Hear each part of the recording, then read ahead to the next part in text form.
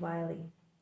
This morning's video is going to be about attachment styles. Now I'm going to talk about 3 attachment styles. I'm not a psychologist. I'm just talking about what I know, my knowledge, and my personal experience as a patient for almost 20 years in therapy, and what I've learned about myself and my own attachment style.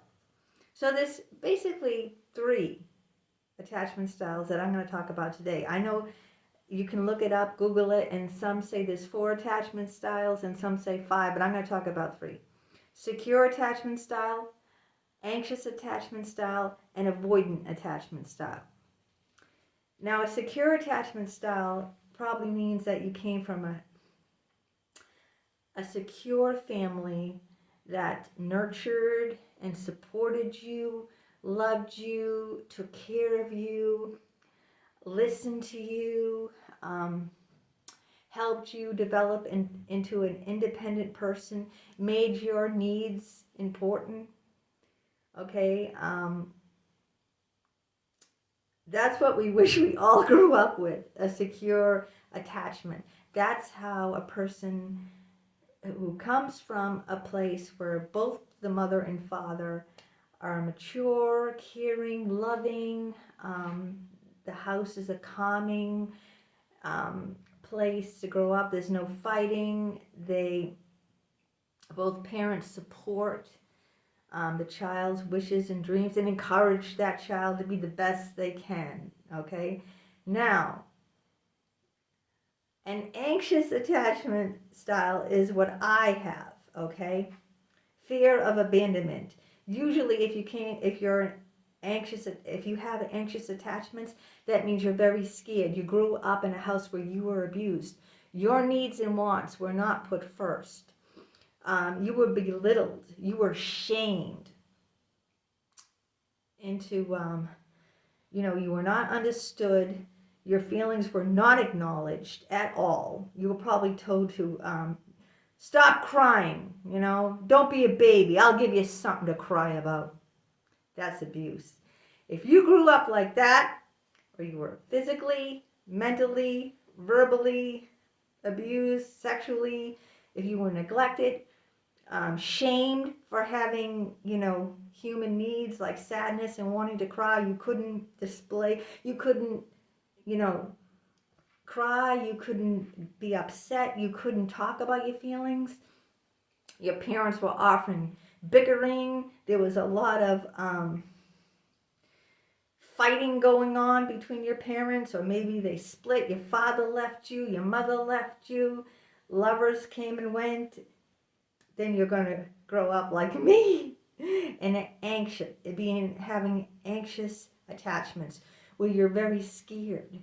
You're scared of being abandoned, You don't trust anyone because you couldn't trust your own parents. Then who can you trust? Then there's an avoidant attachment. I had a boyfriend like that. Now, the avoidant grew up in that same kind of environment that I just talked about, where they were shamed for their feelings. They were belittled. Their parents probably abused them. Most definitely did.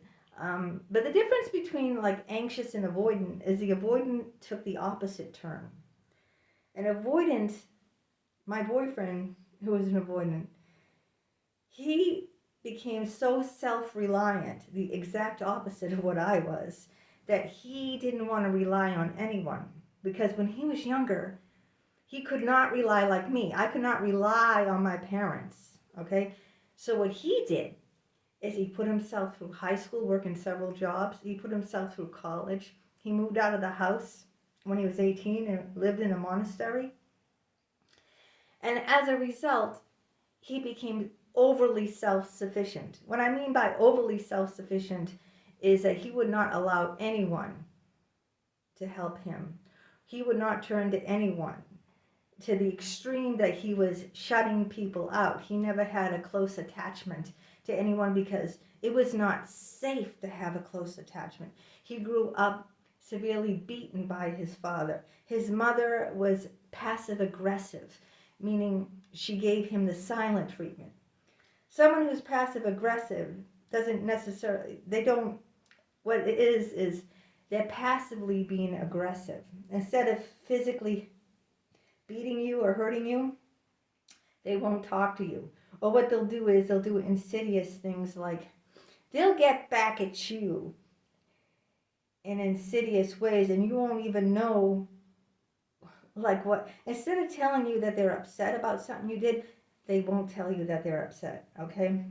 They might, for instance, if something you really, really like, they might throw it away, and then you can't find it, and you don't know what happened. What happened to my stuffed rabbit? Or what happened to my prize football or my trophy from, soccer or something? I can't find it. See, the passive aggressive will get back at you, but it won't be obvious all the time because they're sneaky. They'll do it in subtle ways that you won't know. They won't hit you or anything, not necessarily even yell at you, but they're going to get back at you, right?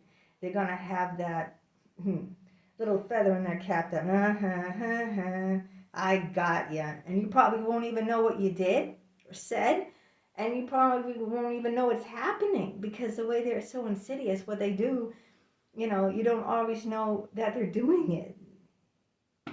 But that's what happened with him. He became avoidant. So he only relies on himself. He doesn't want to rely on anyone else because he couldn't rely on anyone else. I couldn't rely on anyone else either. I grew up as an only child. And both my parents, as you know, my father was schizophrenic. He was in and out of mental hospitals. He left me when I was 2 years old. I had to live with my narcissistic, physically and verbally abusive mother. But I formed the exact opposite attachment. I became anxious. I became, obsessive. I wanted to make sure that whoever I loved, before I gave my heart, before I would give anything, I want to make sure that they're never going to leave me. That's not how relationships work, right? You can't just trap someone, Okay, so those are the types of relationships. I'm sure you can identify with one or two of them. And then the irony is that most of the people like me who are anxious and scared, like borderline personality disorder, the number one thing is we fear abandonment, all right? And isn't it ironic that we always pick the avoidant attachment person to fall in love with? The exact polar opposite of what we are. Isn't that ironic? Actually, they're coming from the same place. Remember the nursery rhyme, Jack Sprat could eat no fat, his wife could eat no lean. So between the two, they licked the platter clean. Now, in that nursery rhyme, Jack's wife was obese, and Jack was stick skinny. And most people couldn't understand that they had anything in common because they were exact opposite. His wife was obese, like gouging herself, and he was stick skinny, starving himself. But they did have something very important in common. They both had an eating disorder, okay? So they both were the same in the opposite extreme. So this is what I'm trying to explain to you. If you're anxious and you fall in love with an avoidant, or vice versa, if you're avoidant and you fall in love with an anxious, you're both coming from the same place. You have both the same ailment, but you're on opposite poles, like the Jack, like that nursery rhyme, right? They both have an eating disorder, except this extreme, the way they are, the eating disorders look from different opposite places. And I'm just saying it's ironic because we always want to, you might not be consciously aware of this. I am now after years and years of therapy and analyzing myself, that we always pick someone who reminds us of one of our parents. We're not consciously aware of this, but what we really want to do is repeat our childhoods. Now you might say, that's crazy. Why do I want to repeat my childhood? Because it feels familiar and safe. I know it sounds odd. Just bear with me. But if you're used to something, you know what I mean? If you're locked in a closet all your life and all you see is darkness, right? Just picture it.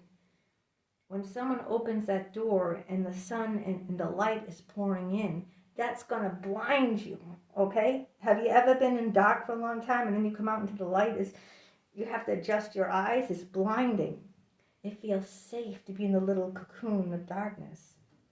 That's what we're doing. Subconsciously, we're not aware of it. We're so used to being into this place from our childhoods that, we fear getting out of it, even though it's for our best interest, okay? Even though it's much better not to be with this person who's repeating the same trauma, re-traumatizing us. We fear what it would be like to be in the light, because we've been in the dark for so long. It's second nature to us. How do you get out of that? How do you, you can't get out of that just like that. You know what I mean? You just can't walk out of that darkness and into that light it's going to hurt, right? It's going to hurt a lot. We have to, like our eyes getting out of a dark closet, we have to adjust. And it's very hard. Change is so hard. God, I know that. Staying the same is easy. Even though we know staying the same is hurting us. But it's damn easy. It's what we're used to. We're all creatures of habit. That's it. We're used to something this way for so long, for so many years. We're just so afraid of change. But yet, we're not going to grow unless we change. Think about it. From an infant, did you stay the same? Did you walk around on all fours all your life? You had to get up on your feet, right? And you fell a couple of times because you didn't know how to walk, right? It was easier to crawl. Wasn't it much easier when you probably don't remember, but I mean, you have to change. If you don't change, you don't grow. So, I think the first thing is to be aware of what attachment style you have. Unless you have a secure attachment style and you're with another secure attachment person, then you're fine. You're good to go, okay? If you're, like me, an anxious person, and you're with a secure person, that's my husband. He has a secure attachment, and I'm anxious. That works too, because he's secure. He makes me feel secure when I'm anxious, so that'll work. Now, what won't work is two anxious people, two avoidant people, or an anxious person and an avoidant person. Probably the worst combination, right? Because that person, like me, who's so anxious, and needs reassurance over and over, and then you have the avoidant. That's what I have with my boyfriend, Jim. That's a disaster. I think that's probably that's the worst combination there is, when you get an anxious person like me falling in love with an avoidant. And that's usually what happens, like I said, because we fall in love with people that represent our parents to repeat the familiar pattern that we're comfortable with from our childhoods. We got to break out of that mold. We got to get out of that mold. The first thing to do is recognize what attachment style you have. And if you're like me, try to work on that a little bit, It's difficult, when especially I'm a borderline personality, it's so hard to trust people, But you got to take those little baby steps, one bit at a time. And so I just wanted you to be aware of the attachment styles, and to you to see, them in yourselves, in your relationships with other people. Maybe I'll do another video, because I don't want this to run too long, on what we can do to try to, have better attachment, try to build up ourselves so we won't be so anxious, how to, make relationships with secure people. That's for another time. But let me know your experience with this, and keep writing comments, because I love the comments, because that's an ongoing dialogue between us. And we can further and deepen these videos by having conversation about these things, and you let me know your experiences with these things. It's always helpful to have an ongoing dialogue around these mental health videos, not just for me to have this video and for you and you people watch it. No, I want comments and I want to have ongoing conversation. So until next